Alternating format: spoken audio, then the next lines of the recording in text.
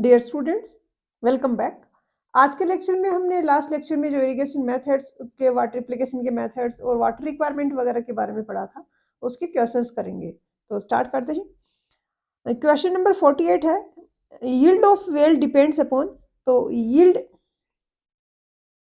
हुई हुई हुई हुई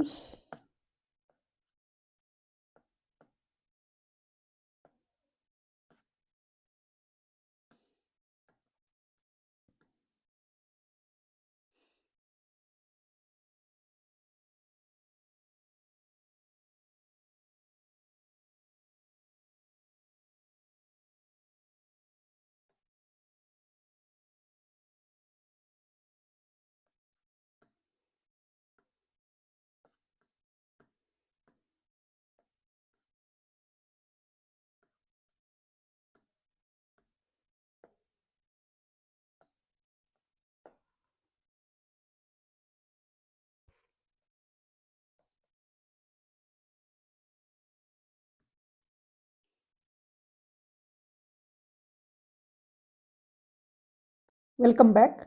पिछले लेक्चर में हमने जो वाटर एप्लीकेशन के मेथड्स और वाटर रिक्वायरमेंट वगैरह के बारे में पढ़ा था, आज हम उन सब के क्वेश्चंस करेंगे। तो स्टार्ट करते हैं। क्वेश्चन नंबर 48 में दिया है कि वाट कन्वेंस एफिशिएंसी है इरिगेशन में, वो क्या है, वो किसके लिए काउंट करती है। तो जो ट्रांसपोर्टेशन लॉसेज होते हैं वो कंसिडर किए जाते हैं कन्वेंस एफिशिएंसी में। ये क्या रिप्रेजेंट करता है, water delivered in the field divided by water discharge into the canal. तो ये water transportation source to field में जो ट्रांसफर करने की, ट्रांसपोर्ट करने की एफिशिएंसी है, वो रिप्रेजेंट करता है। डी होगा आंसर। वाटर एप्लीकेशन की जो होगी वो वाटर एप्लीकेशन एफिशिएंसी होगी। क्वेश्चन नंबर 49 में दिए है कि हैवी सोइल कौन सी होती है। तो ऐसी सोइल जिसकी परमेबिलिटी कम है उसको हैवी सोइल बोला जाता है। तो यहाँ पर आंसर होगा option B, impermeable.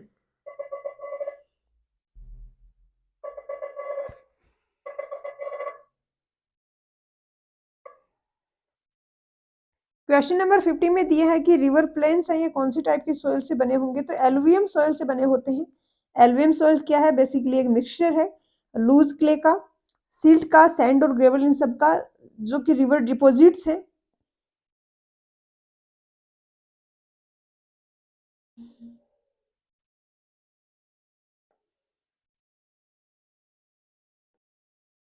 Question number 49 में दिया है कि हैवी सॉइल है वो क्या है। तो ऐसी सॉइल जिसकी परमेबिलिटी कम होती है जैसे कि क्ले, वो होती है हैवी सॉइल। तो यहाँ पर इम्परमेबल आंसर होगा।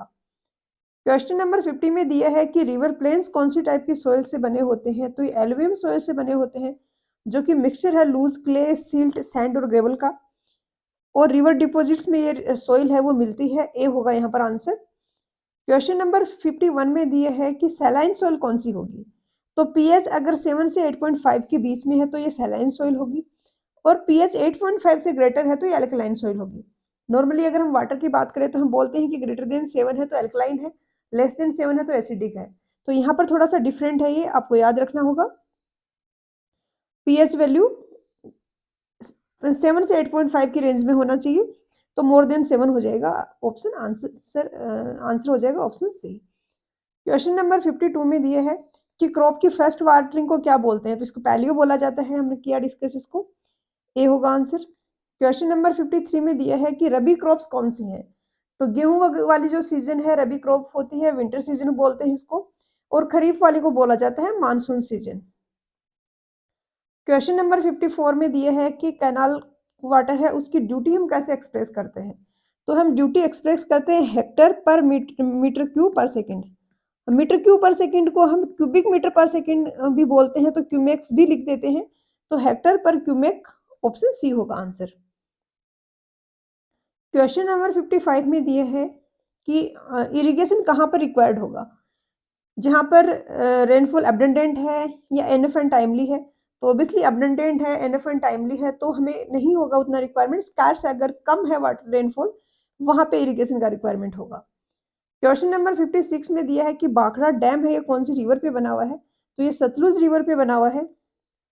क्वेश्चन नंबर 57 में दिया है कि फ्लो इरिगेशन हम किससे करते हैं। तो कैनाल्स के थ्रू हम जो इरिगेशन करते हैं वो फ्लो इरिगेशन होता है, क्योंकि यहाँ पर ग्रेविटेशनल फोर्सेस के कारण वाटर फ्लो होता है। वेल्स और ट्यूबवेल्स में जो इरिगेशन होगा इनसे, वो लिफ्ट इरिगेशन होगा, क्योंकि हम वहाँ पर वाटर को लिफ्ट करते हैं। तो ए हो गया आंसर। क्वेश्चन नंबर 58 में दिए है कि ओवर इरिगेशन के कारण क्या होगा? तो ओवर इरिगेशन के कारण होगी वाटर लॉगिंग। जब वाटर टेबल है वो प्लांट रूट जोन में पहुंच जाता है, तो रूट जोन की जो कुछ पोर्शन है वो हमेशा सैचुरेटेड रहेगा, उसमें एयर का सर्कुलेशन नहीं होगा, और वो प्लांट की रूट्स के लिए हेल्दी सिचुएशन नहीं है। वाटर लॉगिंग को हम भी आगे के लेक्चर्स में और ज़्यादा डिटेल में डिस्कस करेंगे। ये होगा आंसर। क्वेश्चन नंबर 59 में दिए है कि इरिगेशन का आर्ट है, ये कब से प्रैक्टिस किया जा रहा है? तो एंशियंट टाइम से ये चल रहा है, किसी न किसी फॉर्म में इरिगेशन हो रहा था। क्वेश्चन नंबर 60 में दिए है कि Jawaharlal Nehru lift irrigation scheme है, ये कहाँ पर लोकेटेड है? तो ये लोकेटेड है हरियाणा में। और लिफ्ट इरिगेशन यानी कैनाल का ही ये वाटर है, इसको कहीं कहीं पे पंप करके लिफ्ट करते हैं। क्वेश्चन नंबर 61 में दिए है कि presently percentage of area irrigated क्या है? बेसिकली ये मूर्ति एंड सूद वाली बुक का क्वेश्चन है, और वो पुरानी बुक है, तो वहां पर तो 27% दिया हुआ था इसका आंसर, बट अभी करंट जो सिनेरियो है उसमें ये 50% होगा, answer option E. Question number 62 में दिए है कि ड्रॉट एरिया कोई है जहाँ पे अकाल पड़ता है, जहाँ पे बारिश कम होती है, जनरली कौन सी इरिगेशन स्कीम वहां पे होगी? तो दो टाइप की मेनली इरिगेशन स्कीम होती है। एक होती है प्रोडक्टिव इरिगेशन, जिसमें कि enough soil moisture cropping season में प्रोवाइड करना है, कि प्रॉपर जो क्रॉप को जितना वाटर चाहिए है, sufficient amount of water, sufficient मतलब प्रॉपर टाइम पर उसको मिल पाए, ये तो प्रोडक्टिव इरिगेशन स्कीम होती है। और प्रोटेक्टिव क्या होती है कि कहीं बिल्कुल ही बारिश नहीं हुई तो एटलीस्ट प्लांट में को उसमें नेगेटिव इफेक्ट्स हैं उनको मिनिमाइज कर सकें, जो डेफिशिएंसी की मॉइस्चर डेफिशिएंसी के कारण होता है।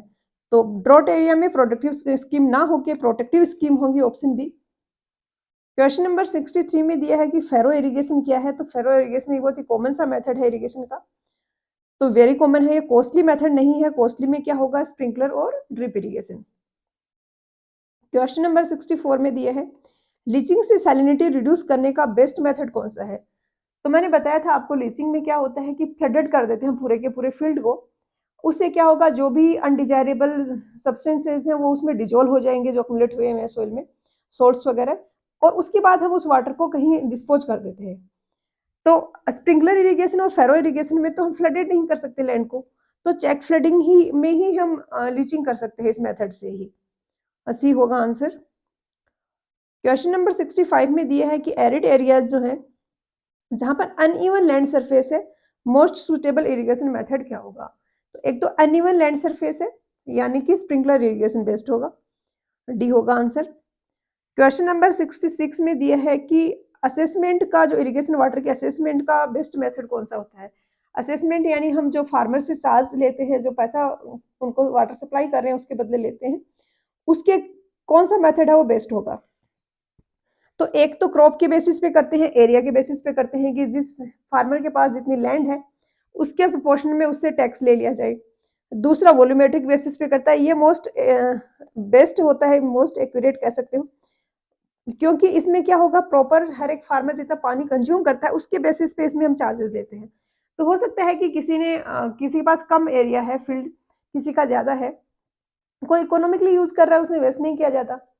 तो हम अगर सेम एरिया मतलब एरिया के बेसिस पे रखेंगे तो फार्मर्स इकोनॉमिकल यूज नहीं करेंगे वाटर का, वहीं पर अगर वॉल्यूमेट्रिक बेसिस पे रखेंगे तो वो केयरफुली यूज करेंगे।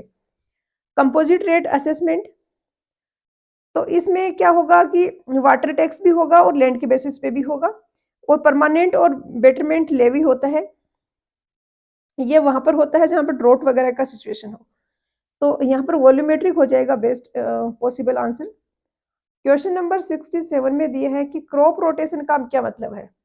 तो क्रॉप रोटेशन क्या होता है? जो क्रॉप्स है, ये बेसिकली ये मैंने आई थिंक लास्ट वाला जो पैराग्राफ है, लास्ट यूनिट आपके सिलेबस में है, उसमें इसके बारे में डिटेल में डिस्कस किया हुआ है, क्योंकि वहां पर सोइल सैलिनिटी, वाटर लॉगिंग वगैरह इन सब का डिस्कशन है। तो क्रॉप रोटेशन होता क्या है कि हम रोटेशन में क्रॉप्स बोते हैं, अभी एक क्रॉप थी, उसके बाद खरीफ सीजन में दूसरी क्रॉप बोई, नेक्स्ट में फिर से हमने चेंज करी क्रॉप। तो चेंज कर करके इस तरीके से हम कॉम्बिनेशन बनाते हैं कि वो जो सॉइल है उसके लिए काफी हेल्दी रहेगा, और प्लांट्स की ग्रोथ के लिए भी वो बेस्ट रहेगा। तो यहाँ पर क्या होगा, same growing different crop in successive seasons, एक सीजन में एक क्रॉप बोई, दूसरे में कुछ और, फिर नेक्स्ट में कुछ और बो दिया आपने, ऐसी होगा। मोस्ट फर्टाइल सॉइल कौन सी है? एलुवियम सॉइल है, वो मोस्ट फर्टाइल सॉइल है क्योंकि इसमें सिल्ट भी है, सैंड भी है, क्ले भी है और sufficient amount of organic matter भी होता है। तो ए होगा यहाँ पर आंसर। क्वेश्चन नंबर 69 में दिया है कि इंटेंसिटी ऑफ इरिगेशन क्या है। तो सीसीए का जितना परसेंटेज हम इरिगेट कर रहे हैं एरिया, वो इंटेंसिटी ऑफ इरिगेशन होगा। क्वेश्चन नंबर 70 में दिया है कि दो क्रॉप्स हम एक ही साल में अगर बो रहे हैं, एक ही ईयर में, सेम फील्ड में, तो इसको हम क्या बोलेंगे? तो ये मिक्स क्रॉपिंग नहीं होगी, एक ईयर में तो दो सीजन होंगे ना, तो एक सीजन में आपने एक बोया, दूसरे में दूसरा बोया, रबी में आपने कोई फसल बो दी, खरीफ में भी बो दी, तो ये डबल क्रॉप होता है, मिक्स्ड क्रॉपिंग नहीं होता है। ये कंफ्यूजन नहीं रखना है, यहाँ पे कंफ्यूज नहीं होना है। क्वेश्चन नंबर 71 में दिए है कि पेरेनियल क्रॉप है वो कौन सी क्रॉप है जो ये थ्रू आउट द ईयर चलती है। पेरेनियल वर्ड का मतलब ही यही है, पेरेनियल क्रॉप भी होती है, पेरेनियल इरिगेशन में कभी हमने देखा, पेरेनियल कैनाल्स भी होती हैं और क्रॉप भी होती है, थ्रू आउट द ईयर जो है वो होगा ये। क्वेश्चन नंबर 72 में दिया है कि सीसीए का फुल फॉर्म क्या है। तो जीसीए होता है ग्रोस कमांडेड एरिया और सीसीए होता है कल्चरेबल कमांडेड एरिया। सीसीए का ऑप्शन बी हो जाएगा। क्वेश्चन नंबर 73 में दिए है कि कैनाल वाटर है, इसकी ड्यूटी हम कहां पर कैलकुलेट करते हैं। तो क्या होगा, कैनाल का एक तो हेड है, हेड या हेडवर्क जहाँ पे बोलते हैं, यहाँ पर कैनाल में हम सप्लाई देते हैं और इसमें वाटर फ्लो होता रहता है और ये फील्ड तक पहुंचता है। ये हम यहाँ पर है फील्ड में, तो हर जगह पे ड्यूटी डिफरेंट होती है क्योंकि लॉसेज होते जा रहे हैं। मैं अगर बोलूँ कि यहाँ 100 मीटर क्यूब पर सेकेंड का मैंने कैनाल में डिस्चार्ज सप्लाई किया है, तो फील्ड में कितना एरिया इरिगेट कर सकता है, ये कुछ होगा। अगर मैं ये बोलूँ कि फील्ड में 100 मीटर क्यूब पर सेकेंड का डिस्चार्ज अवेलेबल है, तो कितना एरिया इरिगेट कर सकते हैं। तो सेकंड वाले केस में हम ज्यादा एरिया इरिगेट कर सकते हैं क्योंकि आप कोई लॉसेज भी नहीं हो रहे, पूरा का पूरा फील्ड में अवेलेबल है। वहीं पे मैं हेड ऑफ द कैनाल में ड्यूटी को डिफाइन करूंगी, तो वो duty field of the canal से कम होगी। तो हम हर इंपॉर्टेंट पॉइंट्स पर कैनाल सिस्टम में ड्यूटी को मेजर करते हैं। क्वेश्चन नंबर 74 में दिए है कि वेल वाटर की ड्यूटी कैनाल वाटर से ज्यादा क्यों होती है। तो क्या होगा कि वेल वाटर में इरिगेशन कन्वेंस वाले लॉसेज नहीं होंगे क्योंकि डाइवर्जन हेडवर्क जो है वहां से हम कैनाल में पानी लेके आते हैं फील्ड तक, तो उसमें एवोपोरेशन लॉसेज होंगे, सीपेज के लॉसेज होंगे, काफी ज्यादा लॉसेज हो जाते हैं कन्वेंस वाले। जबकि आप वेल से इरिगेट कर रहे हो तो आप अपने खेत में कुआं खोदोगे और उससे इरिगेट करोगे, तो कोई कन्वेंस लॉसेज नहीं है वहां पर, तो इसलिए यहाँ पर ए हो गया आंसर।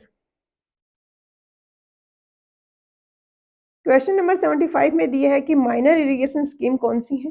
तो ये आपको याद रखना है, 2000 हेक्टेयर से कम वाली माइनर इरिगेशन है, 2000 से 10,000 के बीच वाली मीडियम इरिगेशन स्कीम है, और 10,000 से ग्रेटर जिनका एरिया होगा 10,000 हेक्टेयर से ग्रेटर, वो मेजर इरिगेशन स्कीम होंगी। तो यहाँ पर ऑप्शन सी होगा आंसर। क्वेश्चन नंबर 76 में दिया है कि स्प्रिंकलर इरिगेशन कहाँ पे अडॉप्ट किया जाएगा। अनइवन टेरेन है तो स्प्रिंकलर इरिगेशन को हम अडॉप्ट करेंगे क्योंकि हम सरफेस इरिगेशन वहां पर अब नहीं कर सकते, अगर करते हैं तो बहुत ही ज्यादा इकोनॉमिकल हो जाएगा, पूरी जो फील्ड है उसको लेवल पे लाना। Extreme drought and cold conditions, यहाँ पर भी ये बेस्ट रहता है क्योंकि ड्रॉट है मतलब पानी की कमी है, तो इफेक्टिवली पानी को यूज करना है तो स्प्रिंकलर इरिगेशन होगा। इरोडेबल सॉइल्स अगर है तो भी स्प्रिंकलर इरिगेशन बेस्ट होगा क्योंकि अदरवाइज अगर सरफेस इरिगेशन हम करते हैं तो इरोजन हो जाएगा सॉइल का। तो यहाँ पर डी होगा, सारे ही करेक्ट हैं। क्वेश्चन नंबर 77 में दिया है कि ओम्ब्रोमीटर क्या है, ये क्या मेजर करने के लिए यूज किया जाता है। तो ऐसे क्वेश्चंस कभी कभी मार्क्स का डिफरेंस क्रिएट कर देते हैं स्टूडेंट्स में, क्योंकि ये कोई कंसेप्चुअल चीज नहीं है, जिसने पहले ये वर्ड सुना होगा वो आंसर कर लेगा और जिसने नहीं सुना है वो नहीं कर पाएगा, चाहे कितना ही अच्छे से उसने प्रेसिपिटेशन वगैरह पढ़ा हो।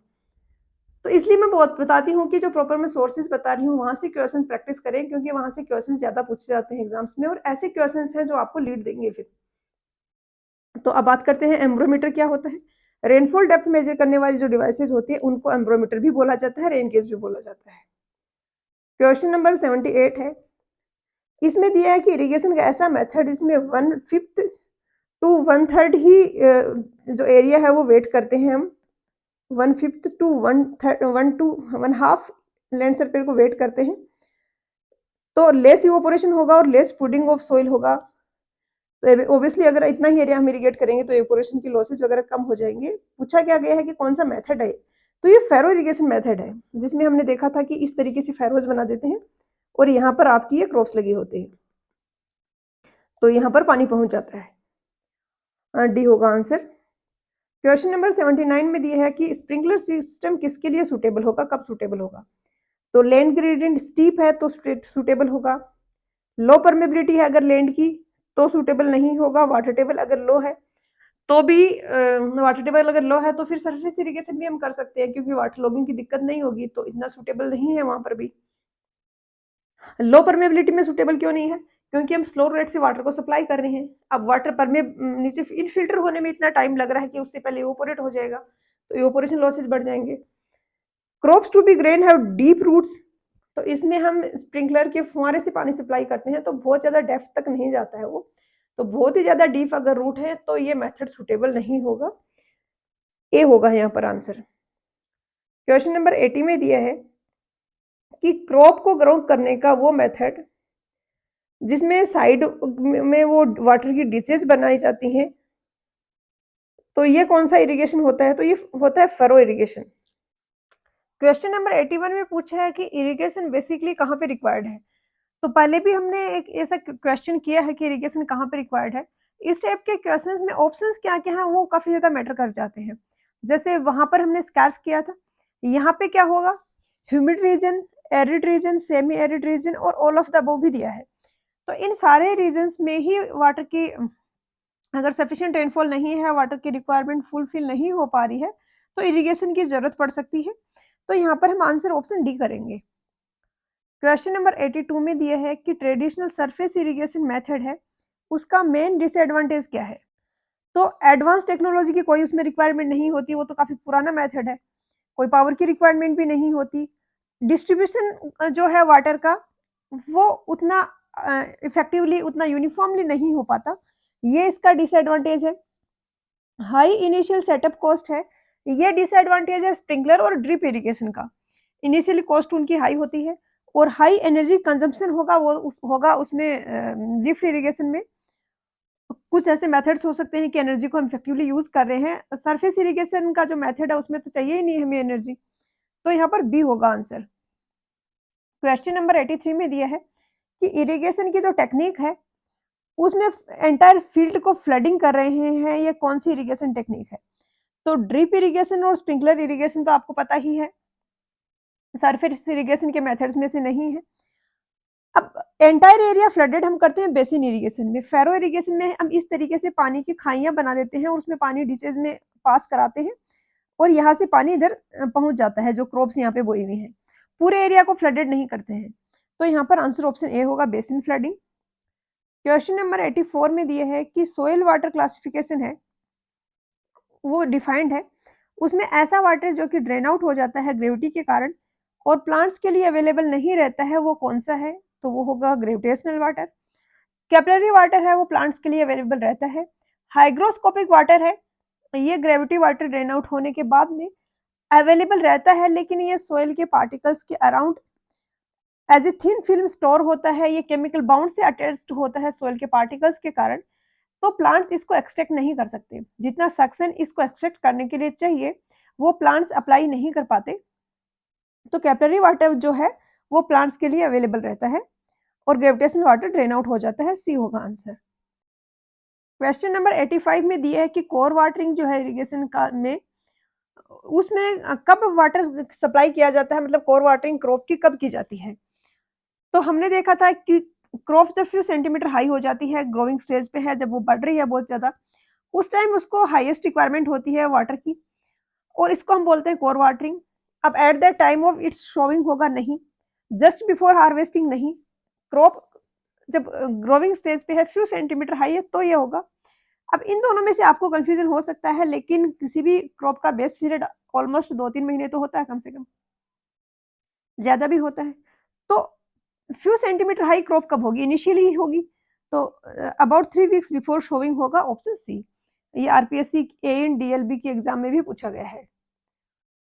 क्वेश्चन नंबर 86 में दिया है कि ड्यूटी ऑफ इरिगेशन वाटर किसी क्रॉप के लिए मैक्सिमम कहाँ पे होगा। तो आई थिंक मैंने थ्योरी में पढ़ाते टाइम भी ये चीज डिस्कस की है, जैसे कि ये हेड है कैनाल का, ये वाटर कोर्स है, और वाटर कोर्स कैनाल में ये वाटर को सप्लाई कर रहा है, ये फील्ड में, ये फील्ड है। तो अगर मैं बोलूँ 100 मीटर क्यूब पर सेकंड का वाटर, एक तो आपके पास यहाँ पे है, एक आपके पास यहाँ पर वाटर कोर्स में है, और एक सेम डिस्चार्ज में बोलूँ कि फील्ड में है, तो कौन सा डिस्चार्ज होगा जिसकी केस 1, ये केस 2 है, ये केस 3 है, तो कौन सा डिस्चार्ज ऐसा होगा जिसकी ज्यादा एरिया को इरिगेट करने की कैपेसिटी है? ऑब्वियसली फील्ड में 100 मीटर क्यूब पर सेकंड है, तो अब तो इसमें कन्वेंस लॉसेस वगैरह तो हो चुके सारे, अभी भी 100 मीटर क्यूब पर सेकंड है, तो ये इन दोनों केसेस से ज्यादा एरिया को इरिगेट करेगा, क्योंकि इसमें तो अभी काफी ज्यादा लॉस हो जाएगा, और ये भी वाटर कोर्स में है, तो फील्ड में पहुंचते पहुंचते इसमें कुछ तो लॉस होगा। तो on the field duty maximum होती है। अगर हमें सीक्वेंस में अरेंज करना हो तो इसके बाद आएगा at the head of water course, और इसके बाद आएगा at the head of the main canal. Question number 87 में दिया है कि ग्रॉस इरिगेशन रिक्वायरमेंट हम कैसे निकालते हैं। तो नेट इरिगेशन रिक्वायरमेंट है NIR, जो कि क्या होता है, जो कंजप्टिव इरिगेशन रिक्वायरमेंट, और इसके साथ में हम रीचिंग वाले जो एक्स्ट्रा वाटर है रिक्वायर्ड है वो ऐड कर देते हैं। CIR में तो हमारे पास मिलता है NIR, net irrigation requirement. Net irrigation requirement में अगर हम ईटा ए से डिवाइड करें तो हमारे पास मिलता है FIR, फील्ड इरिगेशन रिक्वायरमेंट, और ग्रॉस इरिगेशन रिक्वायरमेंट निकालने के लिए हम फील्ड इरिगेशन रिक्वायरमेंट जो कि है NIR अपॉन ईटा ए, इसको डिवाइड करते हैं कन्वेंस एफिशिएंसी से, तो आपके पास आता है GIR। और काफी बार इस टाइप के फॉर्मूले में आपको कंफ्यूजन हो सकता है, मैं आपको एक ट्रिक बताती हूँ कि ईटा ए कहीं पे भी कोई भी क्वेश्चन हो, कोई भी केस हो, 100% से हमेशा कम होगी, या फ्रैक्शंस में देखें तो 1 से कम होगी ईटा ए की वैल्यू, तो आपको पता है GIR NIR से ग्रेटर होगा, तो आप ईटा ए से इसको डिवाइड करोगे, क्योंकि एक से छोटे नंबर को आप NIR से डिवाइड करोगे तो आपको NIR से कोई बड़ी वैल्यू मिलेगी, जो कि आपको पता है GIR होता है। यहाँ पे किसी को दिख नहीं रहा है क्लियरली तो बता देती हूँ, डिवाइड का सिंबल है, प्लस नहीं है, इसलिए ये ऑप्शन भी आंसर हो जाएगा। क्वेश्चन नंबर 88 में दिया है water stored in the root zone of A crop, उसका रेशियो लेते हैं water actually delivered in the field, तो इसका रेशियो हमने पढ़ा है, ये वाटर एप्लीकेशन एफिशिएंसी होता है। क्वेश्चन नंबर 89 और आगे के 4-5 क्वेश्चन है, ये गेट के PYQs है, थोड़ा सा आपको टफ लग सकते हैं, बट डरने की बात नहीं है, आप 1-2 बार करोगे तो हो जाएंगे। स्लाइटली आपके एग्जाम के लेवल से हायर लेवल के हैं, बट मुझे लगता है कर सकते हो आप लोग, जितना हमने थ्योरी में अच्छे से पढ़ा है आपको समझ आ जाएगा, आप कर पाओगे। तो क्वेश्चन नंबर 89 में दिया है कि आउटलेट है कोई जो 20 हेक्टेयर के एरिया को इरिगेट कर रहा है, तो डिस्चार्ज रिक्वायर्ड क्या होगा अगर इवोपोट्रांसपिरेशन के जो लॉसेज हो रहे हैं वो 20 mm हो रहे हैं, और 20 डेज तक वाटर है उसको सप्लाई करना है। तो सबसे पहले तो वॉल्यूम ऑफ वाटर कितना सप्लाई करना है, 20 हेक्टेयर, इसको आप मीटर स्क्वायर में कन्वर्ट कर लीजिए। हेक्टेयर 1 हेक्टेयर इक्वल होता है 10⁴ मीटर स्क्वायर, तो ये आपके पास मीटर स्क्वायर आ गया। इसको डेप्थ से मल्टीप्लाई करोगे तो वॉल्यूम आ जाएगा, डेप्थ 20 mm है तो 20 डिवाइडेड बाई 1000, ये आ गया। अब ये आपका आया है मीटर क्यूब पर सेकंड में, आपको आंसर पूछा गया लीटर पर सेकंड में, तो मीटर क्यूब पर सेकंड को लीटर में करने के लिए आप 1000 से इसको मल्टीप्लाई कर दीजिए। ये आपका आ गया वॉल्यूम, आपको पता है क्यू क्या होता है, volume divided by time, metre cube पर सेकंड होता है ना, तो ऊपर मीटर क्यूब आएगा, नीचे टाइम आएगा, तो ऊपर तो आप ये जो वॉल्यूम आ रहा है ये लिख दीजिए, नीचे टाइम दिया है डेज में, लेकिन आपको लीटर पर सेकंड में डिस्चार्ज निकालना है, तो आपको डेज को सेकंड में कन्वर्ट करना होगा, तो नीचे क्या आ जाएगा 20, एक दिन में 24 घंटे होते हैं, 1 घंटे में 60 मिनट होती हैं, और 1 मिनट में 60 सेकंड्स होती हैं। ऊपर जो वॉल्यूम आ रहा है उसको इसमें डिवाइड कर दीजिए, आंसर आपका ऑप्शन बी आ जाएगा। क्वेश्चन नंबर 90 में दिया है कि कंजप्टिव यूज ऑफ किसी वाटर किसी क्रॉप का 2 mm पर डे है, maximum depth of available water 60 mm है, जब अवेलेबल वाटर 50% रहता है तो ही हमें फिर से इरिगेट कर देते हैं। हमने देखा था कि पूरा हम डिप्लीट नहीं होने देते वाटर को, नहीं तो क्रॉप की ग्रोथ अफेक्ट होगी, तो 60 mm तो आपके पास अवेलेबल है, इसका 50% डिप्लीट होगा, उस टाइम पे फिर से इरिगेशन करना है, तो 60 mm का 50% डिप्लीट होगा तो 30 mm डिप्लीट होगा, उस टाइम हमें फिर से इरिगेट करना है, यानी 30 mm वाटर है वो अवेलेबल है प्लांट के लिए, क्रॉप के लिए। Growth particular stage of growth में इसका कंजप्टिव यूज 2 mm पर डे है, तो आप इसमें निकालोगे 30 mm है, एक दिन में 2 mm यूज हो रहा है, तो ये कितने दिन चलेगा, 15 डेज चलेगा, तो बी आ जाएगा आंसर। क्वेश्चन नंबर 91 में दिए है कि कल्चरेबल कमांडेड एरिया एक डिस्ट्रीब्यूटरी का ये है, इंटेंसिटी ऑफ इरिगेशन 40% है, कोर वाटर डेप्थ है वो 14 सेमी है और 4 वीक है वो कोर पीरियड है। तो पीक डिमांड डिस्चार्ज क्या होगा? सबसे पहले तो एरिया इरिगेटेड क्या हो जाएगा, 2 इंटू 10⁸ इंटू 40%, यहाँ पर इंटेंसिटी ऑफ इरिगेशन है यानी 0.4 से आप इसको मल्टीप्लाई कर दोगे तो 0.8 इंटू 10⁸ मीटर स्क्वायर इतना एरिया आपको इरिगेट करना है। वॉल्यूम कितना सप्लाई करना होगा, 0.8 into 10⁸ into depth of water जो कि है 14 सेंटीमीटर, 14 डिवाइडेड बाई 100 हो गया, ये वॉल्यूम आ गया। आपको पूछा गया क्यू, तो क्यू हो जाएगा 0.8 into 10⁸ into 14 into 100 divided by जो टाइम है 4 वीक्स में करना है तो 4 इंटू 7 इंटू 24 इंटू 60 इंटू 60। इस टाइप के क्वेश्चंस आप ड्यूटी निकाल के उस तरीके से भी कर सकते हो अगर आपको कैलकुलेशन में लेंदी लग रहे हैं तो। जो हमने ये वाला फॉर्मूला पढ़ा था 8.64 बी अपॉन डेल्टा, यहाँ पे डेल्टा है वो डी है, इनमें से होगा कि या तो डी यहाँ आएगा तो डेल्टा यहाँ चला जाएगा, तो यहाँ से आप है ना डी निकाल सकते हो। जो 14 सेमी है डेप्थ की जगह ये रख दोगे, टाइम की जगह 4 वीक यानी डेज में कन्वर्ट करके रख दोगे, इसको आप मीटर में कन्वर्ट करके रख दोगे तो आपके पास ड्यूटी आ जाएगा कि 1 मीटर क्यूब पर सेकेंड से आप इतना एरिया इरिगेट कर सकते हो। तो आप फिर उससे निकाल सकते हो कि अगर आपको इतना एरिया इरिगेट करना है तो आपको कितना डिस्चार्ज रिक्वायर्ड होगा। ध्यान रहे यहाँ पे आपको फिर हेक्टेयर में लेना पड़ेगा एरिया को कन्वर्ट करके। तो यहाँ पे आंसर होएगा 4.63 आएगा, आई थिंक सोल्व करोगे तो बी। क्वेश्चन नंबर 92 में दिया है कि कैनाल है वो इरिगेट करी है एक पोर्शन को कल्चरेबल कमांड एरिया का to grow sugar cane and wheat. बहुत अच्छा कंसेप्चुअल क्वेश्चन है। एवरेज डिस्चार्ज शुगर केन के लिए 0.36 रिक्वायर्ड है और 0.27 रिक्वायर्ड है व्हीट के लिए। अब शुगर केन जब आपने बोई हुई है उसी ड्यूरेशन में आपको व्हीट भी बोना है, क्योंकि शुगर केन है वो पेरिनियल क्रॉप है, तो इसी ड्यूरेशन में व्हीट भी बोना है, तो दोनों का डिस्चार्ज एक साथ आपको रिक्वायर्ड होगा।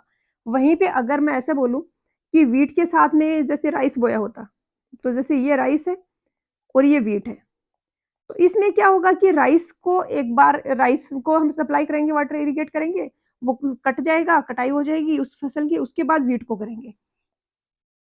अगर इस टाइप की क्रॉप यहाँ पर आपको दी गई होती तो 0.36 और 0.27 तो आप मैक्सिमम वाला लेते कि ठीक है राइस के अकॉर्डिंग आप डिजाइन कर दीजिए, व्हीट की रिक्वायरमेंट ऑटोमेटिकली फुलफिल हो जाएंगी। लेकिन अभी जो क्रॉप्स हैं ये ओवरलैप हो रही है, मतलब शुगर कैन की फसल आपकी अभी कटी नहीं है और आपने उसी टाइम व्हीट बोना है क्योंकि ये पेरिनियल क्रॉप है, तो आप इसको ऐड करोगे तो 0.36 प्लस 0.27 0.63 आएगा। इसके बाद आएंगे टाइम फैक्टर। मैंने बताया था कि जो डिस्चार्ज कैलकुलेट करने पे आ रहा है उसको टाइम फैक्टर कैपेसिटी फैक्टर से हम डिवाइड करते हैं एक्चुअल डिस्चार्ज निकालने के लिए। तो 0.63 को आप 0.9 से डिवाइड करोगे। अगर यहाँ पर कैपेसिटी फैक्टर भी मान लिया 0.7 दिया होता तो ये भी नीचे यहाँ पर डिवाइड में आता, क्योंकि कैपेसिटी फैक्टर और टाइम फैक्टर दोनों के कारण ही एक्चुअल जो डिस्चार्ज रिक्वायर्ड है वो बढ़ जाता है। तो यहाँ पे अभी 0.63 अपॉन 0.9 है तो 0.7 आ जाएगा, ऑप्शन डी।